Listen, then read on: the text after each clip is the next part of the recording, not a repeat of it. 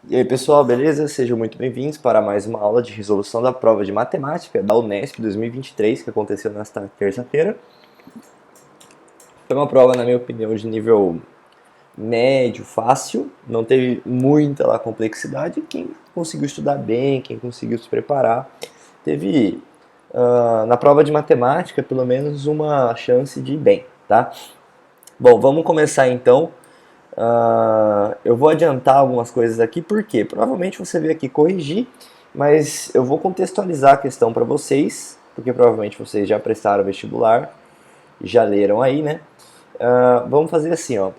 Uh, Nessa questão aqui, de número 83, ele diz que você tem um consumo fixo de água que é R$ 4, mais M reais por metro cúbico até consumir 12 metros cúbicos. Então, como é que vai ser a sua conta mensal?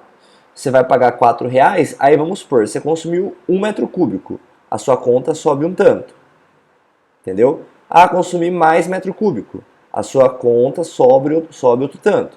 Então, para cada metro cúbico que você vai somando, você consome um tanto. Então, o que a gente vai descobrir, na verdade, aqui, ó, é essa taxa que ele pede, que ele chama de taxa M, que é M reais por metro cúbico.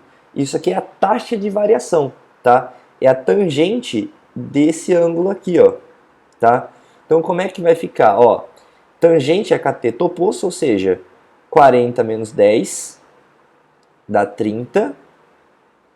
Cateto adjacente, 12 menos 2, 10. Deu 3. E vai fazer a mesma coisa, porque daí, ó, até 12 metros cúbicos sobe R$ 3 para cada metro cúbico a mais que você consome. Esse é o significado, tá? Sobe R$ 3 para cada metro cúbico a mais.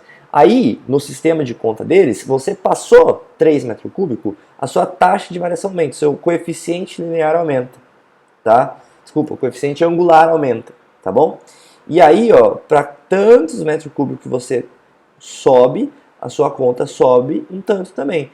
É a tangente desse ângulo que a gente vai procurar agora, ó, que é o N reais por metro cúbico, né? Porque isso aqui que a gente calculou está no eixo Y, é reais, e o eixo X é metro cúbico. Então é R$ 3 por metro cúbico que a gente encontrou.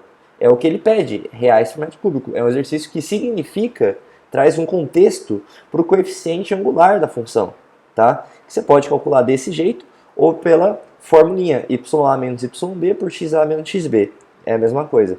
Então, ó, 80 menos 40, 40, certo? 16 menos 12, 4. Deu 10. Então, 3 e 10, letra E. Bora para a próxima questão, que traz conceitos aí de geometria plana, tá? Mas na realidade, bem tranquilinho também, tá bom? Vamos ver o que mostra aí. Seguinte, ele fala que a circunferência de Júpiter é 11 vezes a da Terra. Como o comprimento de circunferência é diretamente proporcional ao raio, que mantém isso aqui constante, se a circunferência é 11 vezes a da Terra, por quê? O raio de Júpiter é 11 vezes o raio da Terra. E o raio da Terra ele chamou de x. Ele fala que a distância entre a superfície de Júpiter e Sol, que é essa distância aqui, ó, tá escrito isso aqui no quadrinho, tá? Como eu falei, provavelmente você veio aqui corrigir a questão, então vamos só explicar aqui o que você está precisando, tá? Ele fala que essa distância aqui, ó, é 5,2 vezes a distância entre a superfície Terra-Sol, que é TS. TS ele chama de Y. TS é Y, então 5,2y. O que o exercício quer saber? A distância entre centros de Júpiter e Terra. Então ele quer saber, ó, essa distância aqui. O que é essa distância aqui, ó? Para começar, eu tenho que somar aqui, ó, o raio de Júpiter. Eu tenho que somar essa distância aqui, que eu não sei quanto que é, tá? Mais o raio da Terra, tá? Então vamos escrever isso aqui, ó. Essa distância que eu vou chamar de sigma é o raio de Júpiter, que é 11x. E essa distância aqui que envolve esse trecho entre superfícies, mais o raio da Terra. É a mesma coisa que 5,2y que é todo esse efeito aqui, ó, dá um zoom aqui, ó. 5,2y é tudo isso. Desconta um y. Desconta o y, que é esse aqui, ó. E depois desconta um raio da Terra. Então desconta o y, desconta um x. Para sobrar só isso aqui que eu preciso. Então desconta um y, desconta um x. Ficou 11x menos x, 10x, 5,2y menos y, 4,2. Y, letra E, certo? Bora para a próxima. Questão 85, tá bom? Questão 85, uma questão interdisciplinar aí com inglês, tá? E ele diz assim, né? A YouGov survey of more than 16,000 adults found that of the 40% of people who asked for a pay rise, just over a quarter succeeded, né? Então, desculpa aí se eu falei alguma coisa errada, sou nível B1 em inglês, dá para se virar um pouco, mas para quem teve dificuldade de entender, uma pesquisa da YouGov com mais de 16 mil adultos descobriu que dos 40% das pessoas que pediram aumento de salário, então 40% delas, pouco mais de um quarto conseguiu. Tá? Então, peraí, de acordo com os dados do total de entrevistados, aqueles que conseguiram aumento salarial, bom, 40% pediu aumento, só um quarto desses 40% conseguiu. Então, um quarto desses 40%, ó, 40 por 4, 10. Então, somente 10% dos 16 mil adultos conseguiram. Letra C. Beleza? Bora para a questão aqui agora de geometria. Essa aqui já pega uma geometria mais pesada, hein? Ele fala que eu tenho um losango de lado 2 e ele está dentro de um retângulo aqui, conforme você observa, e tem um ângulo de 30. Como no losango os lados são iguais, esse ângulo aqui é 30, tá bom? Então, ele pede a área do retângulo com base nessas informações. Primeiro, eu vou descobrir quanto que vale essa diagonal. Descobrindo essa diagonal usando o seno e cosseno tangente de 30, eu descubro quanto que vale esse lado aqui e descubro quanto que vale a base do meu retângulo. E com isso eu descubro a área. Então vamos lá. Para calcular esse D, eu vou usar a lei dos cossenos. D ao quadrado, 2 ao quadrado, mais 2 ao quadrado, menos. Duas vezes multiplico os lados, 2 vezes 2, cosseno do ângulo entre eles. Ó, 30 com 30, 60, né? Para 180, 120. Então esse D quadrado ficou, ó, 8 menos 8 cosseno de 120. O cosseno de 120 é menos o cosseno de 60. Que então fica 8 menos com menos mais 8 cosseno de 60. Cosseno de 60 é meio. Então 8 vezes meio, 4. Isso aqui dá 12. Raiz de 12 é raiz de 4, né, vezes raiz de 3, 2 raiz de 3. Então, D é 2 raiz de 3. Pessoal, triângulo de 30, 90 e 60, que esse ângulo aqui é 60, né? Aqui, ó, esses dois, né? Que pega esse triângulo aqui, ó.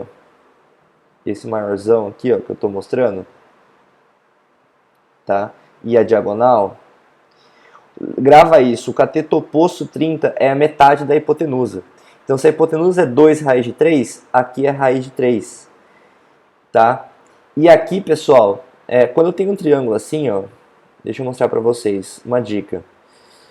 Com esses ângulos, especificamente, de 30, 60 e 90, a estrutura que você tem a hipotenusa é 2x, o lado oposto ao 30x, e aqui é x raiz de 3.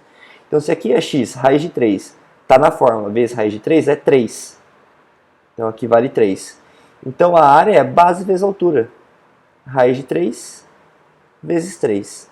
Certo? Isso aqui vai dar 3 raiz de 3. Letra B. Bora para 87. Ó, seguinte. Ele fala que na figura, formada por um triângulo PQR inscrito em uma circunferência de diâmetro PR igual a 10. Então isso aqui é diâmetro, está valendo 10. Se isso aqui é diâmetro, esse ângulo aqui está enxergando 180 graus lá fora. significa que ele é metade, ele é 90. Ele diz que PQ em que PQ vale 6, então é um triângulo clássico aqui, 6, 8, 10, certo? E ele fala que uma partícula se move sobre a linha contínua, iniciando o movimento em P, passando por Q, então está até o sentido aqui na setinha, né? Depois R e finalmente volta a P, mas com esse arco de circunferência aqui. Então, a partícula parte de P com velocidade 8 metros por segundo, então é uma questão interdisciplinar com física, e o módulo de sua velocidade aumenta uniformemente, olha lá, bem física, né? Ao longo da trajetória até chegar novamente em P, com velocidade de 10 metros por segundo. Adotando π igual a 3, ele quer saber a aceleração escalar. Como ele não me deu tempo nada, você deve muito bem saber que em física você usa a equação de Torricelli, quando você não tem tempo para descobrir a aceleração. Bom, a velocidade final eu tenho 10, que ao quadrado é 100. A velocidade inicial tem 8, que ao quadrado 64. 2. A aceleração que ele está perguntando, eu preciso achar quanto que vale o meu ΔS. Tá? Preciso encontrar, então, quanto que vale a distância total aí que a partícula andou. Bom, ela andou no total aqui, ó, 6, 8 e esse arco de circunferência, L. A gente sabe que L é o ângulo em radianos vezes o raio. O ângulo aqui, ó, é 180, em radianos é π, o raio é metade de 10, 5, 5π. Ele pede que π igual a 3, então 3 é 5, 15 é o ΔS. Então aqui agora é álgebra, né? Ó, 100 menos 64 vai dar 100 menos 60, 40, menos 4, 36. Tá? Mais... Tá, deixa eu ver se eu não esqueci nada aqui. Calma aí, deixa eu só ver se eu não esqueci nada. Tá, ele sai de P, vai a Q, depois R. E aí volta a P. Tá certo, então. Aí, esse ângulo aqui, ó, é 180, que em radianos é π, vezes o raio, que é 5.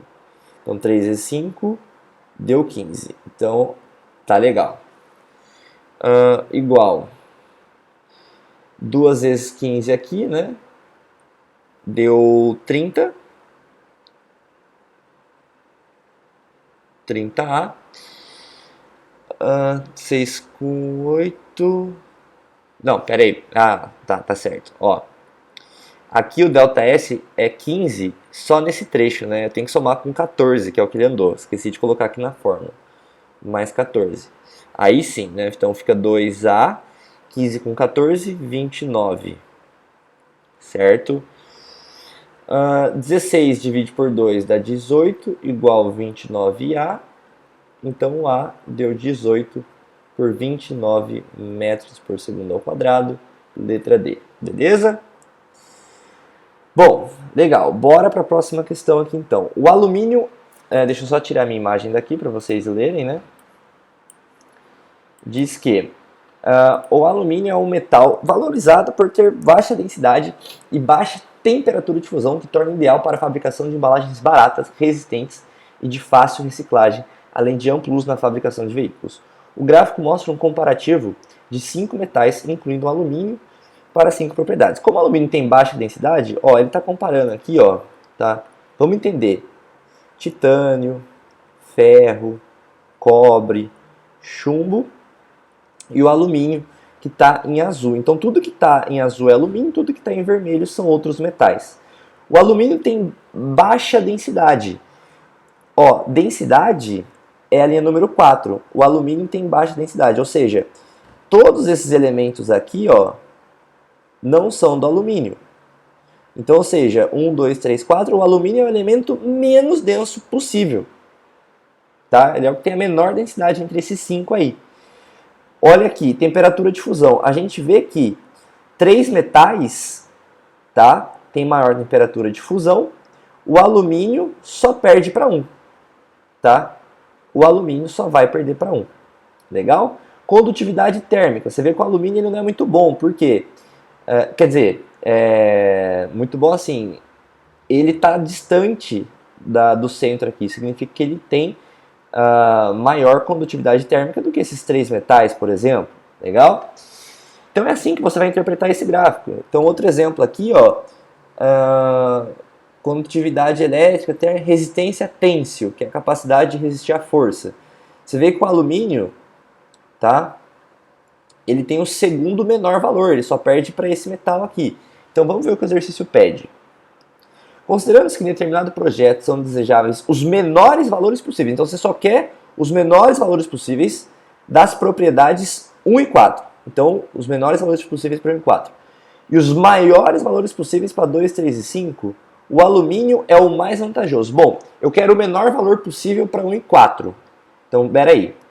Entre 1 e 4, quem tem o menor valor possível? O alumínio não tem o menor valor possível. Então ele já perdeu aí para a propriedade que eu preciso. Mas 4, ele tem o menor valor possível. Ó. 1, 2, 3, 4 metais perdem para ele. Então ele tem o menor valor possível. Estou comparando 5, né? Se 4 perde, ele ganha. Então 4 com certeza ele ganha na propriedade. Ele ganha. E o maior valor possível para 2, 3 e 5. Veja que para 2, 3 e 5, todas as bolinhas são vermelhas. Ou seja, o alumínio ele não atinge o maior valor possível. Então só vale a pena usar o alumínio como vantajoso na propriedade 4, porque para o resto ele perde. Uma questão de leitura e de esquema, basicamente, tá bom? Vamos ver essa questão agora 89, né, que é a nossa penúltima questão aí, beleza? Que segundo alguns colegas meus foi considerado de matemática uma das questões mais complicadas, mas vamos ver. De um paralelepípedo reto retângulo de dimensões 20 cm por 6 raiz de 2 e 6 raiz de 2, então aqui ó, 6 raiz de 2 centímetros, 6 raiz de 2 centímetros, serão retirados dois cubos cujos lados medem x centímetros, tá? Esses cubos têm 3 arestas contidas em 3 arestas de paralelepípedo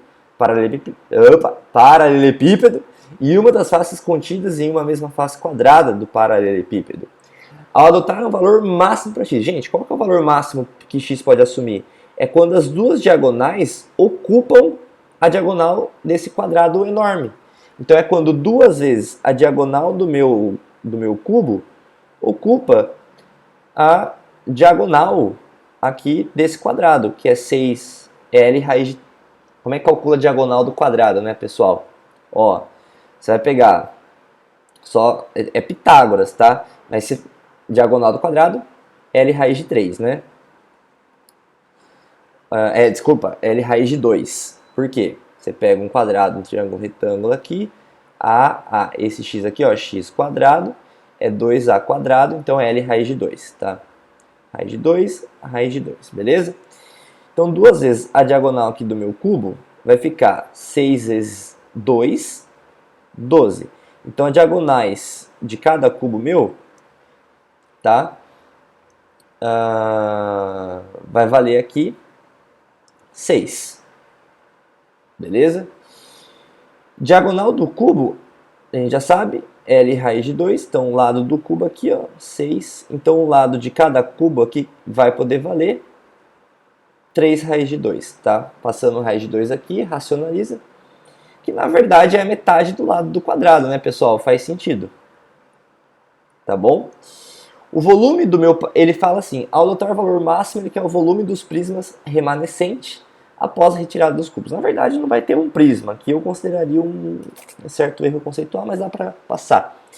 Bom, o volume do prisma que vai sobrar é o volume do meu paralelepípedo, que é 6 raiz de 2 ao quadrado, que é a área da base, vezes a altura, 20, menos duas vezes, né, o volume do meu cubo, que é 3 raiz de 2 ao cubo. Então esse volume aqui, ó, vai dar, ó, 6 ao quadrado, 36, vezes 2 vezes 20, menos 2, né? Aqui, ó, vou fazer 3 raiz de 2 ao quadrado, que dá 9 vezes 2, vezes 3 raiz de 2. Por que eu vou fazer isso? Tá? Por causa do seguinte, a gente vai precisar colocar isso aqui em fator comum, ó. Então nem vou multiplicar, ó. 4 vezes 9 é 36. Aí sobra o 3 raiz de 2. Legal? Bom, 36 vezes 3 raiz de 2, certo. Então, V igual 36 vezes 40 menos 36 vezes 3 raiz de 2. Coloco 36 em evidência. 40 menos 3 raiz de 2 dá a letra A. Certo? Não é uma questão difícil, mas é um pouco chatinha aí, né? Dá para se confundir fácil. Legal? Questão 90. A tabela indica o chaveamento... Deixa eu só mudar a câmera aqui, como sempre, para você não ser prejudicado aí. A tabela indica chaveamento de 8 times que chegaram às quartas de final em um torneio de futebol. Nos jogos de quartas de final, as porcentagens ao lado de cada time indicam sua probabilidade de seguir adiante no torneio. Nos jogos da semifinal, as probabilidades de cada time... Então aqui, ó, nos jogos da semifinal, a probabilidade de cada time ir para a final é de 50%. Legal? Qual é a probabilidade de o time 1 disputar a final desse torneio contra o time 5 ou 7? Tá? Então, ó, vamos calcular primeiro a probabilidade de ele disputar 1 e 5. Bom, essa minha probabilidade aqui, ó, vai ser a probabilidade dele ir para o grupo E aqui, ó, 60%. Tá? Aí ele tem que ir para a final, então é meio, 50%. Isso tem que acontecer, né, junto com a probabilidade desse grupo C aqui, o time 5, né, ir para o grupo F, que é de 50%. E do grupo F ele ir para a final, então 50%. Essa é a minha probabilidade aqui, ó, tá, pessoal? Vai ficar 0,6 vezes 0,5 vezes 0,5 vezes 0,5. Vai dar 0,075. E aí, vamos calcular agora a probabilidade de encontrar esse cara aqui na final. 1 e 7. Bom, a probabilidade de 1 chegar para a final é a mesma. 0,6 vezes 0,5. Agora é a probabilidade do 7 para a final. Ele tem que ir para F. Então ele tem 45%. 0,45%, 0,45, né? E aí, 0,5% de ir para a final. Então, a probabilidade aqui agora, né? Ficou de 0,6 vezes 0,5 vezes 0,45 vezes 0,5. 0,0675. Como ele falou ou, aquela regrinha, né? Quando é ou, se não tiver intersecção, você soma as possibilidades. 0,0675. Tá? Bom, pessoal, somando essas probabilidades aqui, você vai chegar em aproximadamente 14,25%. Você vai chegar no valor, multiplica ele por 100, você vai chegar em 14,25%. Tá bom? Não são questões difíceis de fazer, né? Acho que como você viu aí, não foi uma prova lá muito difícil. Só tem que tomar cuidado ali com os conceitos, né? Para você não se perder, tá bom? Mas, pessoal, a resolução é essa, tá? Espero ter ajudado você. Se ficou com alguma dúvida, tá? Coloca aí nos comentários ou entre em contato com a gente lá no nosso Instagram, tá? Eu sempre posto coisas extras. Então, por favor, ó, você tá perdendo conteúdo. Acessa lá, veste_tube e um recado importante, viu? A gente está com aulas aí particulares, em turma, focando nas paulistas, os principais vestibulares aí do Brasil. Temos aprovação já em... Confere lá no Instagram. A gente vai ter aprovação, tem aprovação em medicina, em USP, em Unesp, tá? Aulas de química, matemática e física, tá bom? Tudo aqui com a gente, beleza? Material próprio, tudo certinho aí. Entre em contato aí com a gente, tá? Vou deixar os contatos aqui na descrição do vídeo, ok? Mas no demais, é isso. Muito obrigado e até mais.